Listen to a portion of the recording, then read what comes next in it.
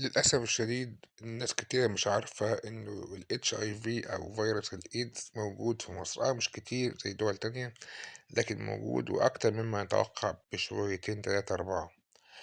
للأسف برضه إحنا يعني زمان أيام فيروس سي لمّا كان مستفحل في مصر، كنا بدأنا ناخد وقاية أو إجراءات وقائية يعني من الشكشكة ومن الحقن والسرنجات والحلاقين والمش عارف إيه، والتاتو والحاجات دي ما في البوست ده. لكن المشكلة إن مع تراجع فيروس سي بعد العلاجات الجديدة، كتير رجع لعاداته الصحية السيئة السابقة. مش هاتكلم في التاتو حرام والّا حلال، ده مش شغلي، لكن شغلي أقول لك خُد بالك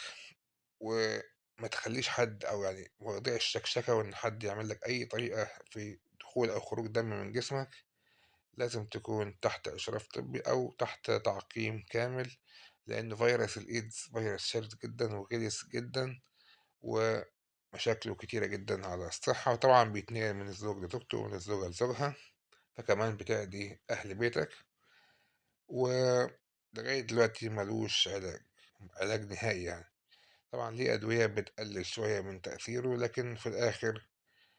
مرض مزمن هيفضل معاك مدى الحياة، فخُد بالك.